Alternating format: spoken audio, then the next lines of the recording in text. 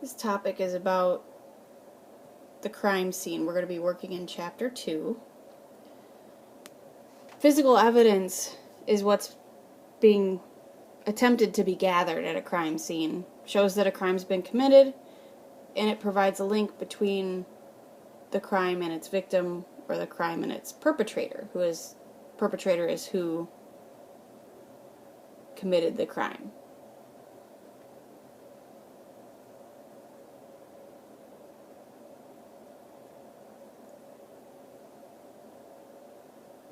At the crime scene, investigators have to recognize and preserve evidence for laboratory analysis. Upon arrival at the scene, the first officer should secure it. If there are people who need medical assistance, that's the first priority, and then making sure that people don't enter or leave the crime scene is the next. Once the scene is sealed off, then preliminary examination can begin and recording can start. Recording the crime scene is done in 3 main ways: photography, sketches, and notes. Ideally, all 3 should be used, but they can be used exclusively also.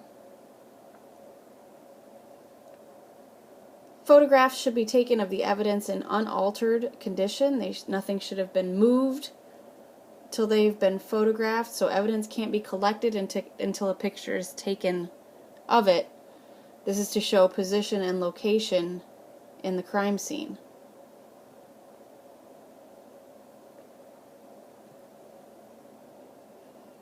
So an overview is given. That picture is taken of the whole crime scene, and then close-ups are taken of each individual piece of evidence. And a ruler or other scale should be included just to give perspective on size. I don't know where the rest of that sentence is.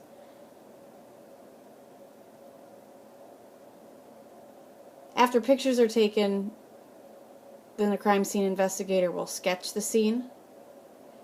If you take a look at the information on here, there are 6 main things that need to be included on a sketch.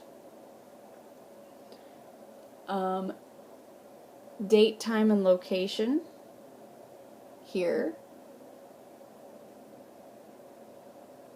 A compass pointing north.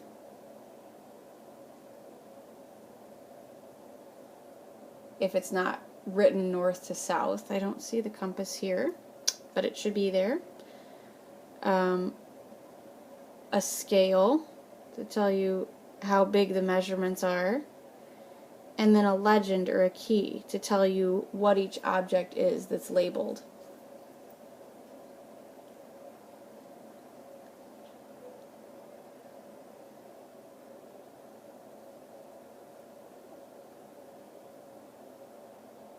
Scale drawing is made later on. After the measurements are made, after the initial sketch is made, it's turned into a scale drawing.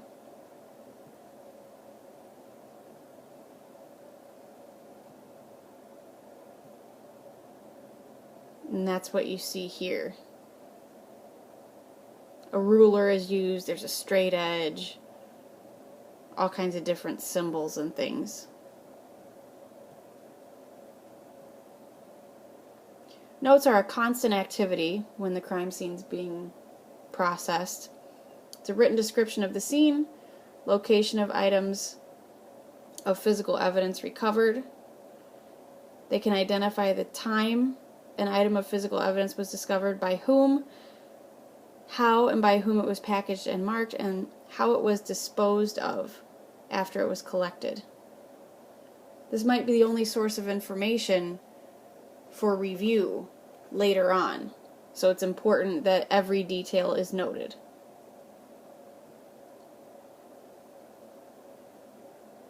The minute after a crime is committed there's always a possibility that things will start breaking down. They only have a limited amount of time to work at a crime scene in its untouched state. Especially if it's outside, the elements, wind, rain, all kinds of different things can disturb the crime scene. Notes, photographs, and sketches are very useful during the investigation and the trial. So they need to be done with care, and every step has to be documented.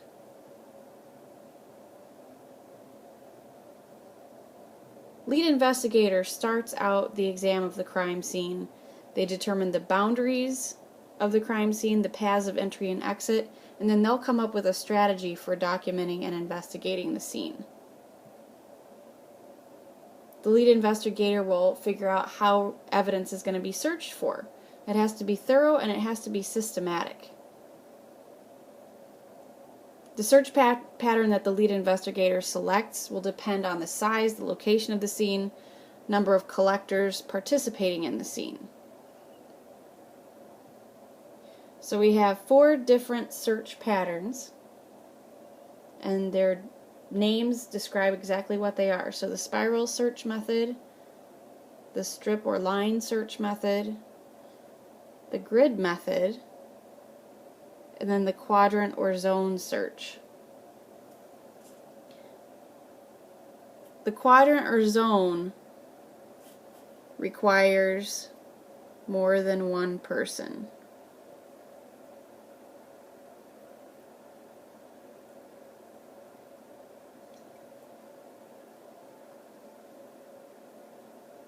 All the other search methods can be performed by a single investigator, but the zone search is literally this person takes zone 1, this person takes zone 2, this person takes zone 3, this person takes zone 4. It's a divide and conquer method.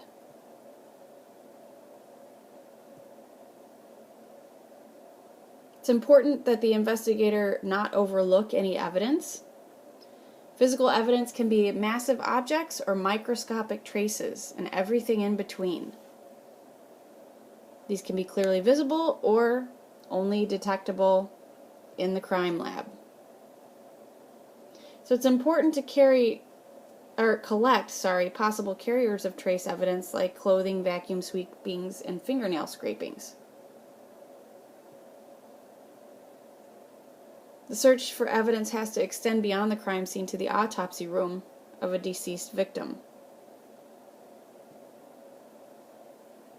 The medical examiner or coroner will establish a cause and manner of death in the autopsy room.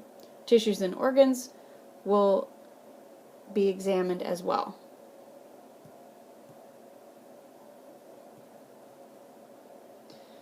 These kinds of things are listed here. They would be collected from the body and sent to the forensic laboratory.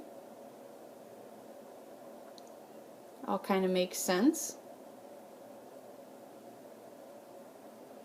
Number 7 should say for gunshot residue.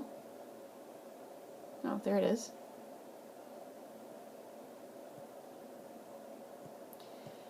When evidence is being packaged, everything needs to be placed in separate containers. I saw in some of your druggist folds for Lab 1 that things were placed in the same druggist fold. Every individual piece of evidence has to be packaged separately.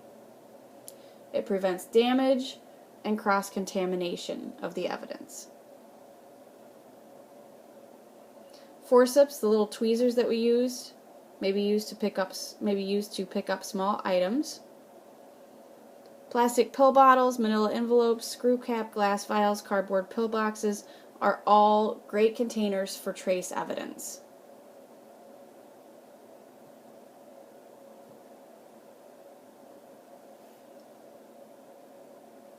Ordinary mailing envelopes should not be used. Powders and other small pieces of evidence can leak out of the corners. We already did the druggist fold thing, so you're familiar with that. This is really important. Bloodstained materials, if they're stored in airtight containers, can mold. and that destroys the blood evidence. Then DNA can't be gathered, blood type can't be determined. So bloodstain materials need to be wrapped in paper so that air can circulate.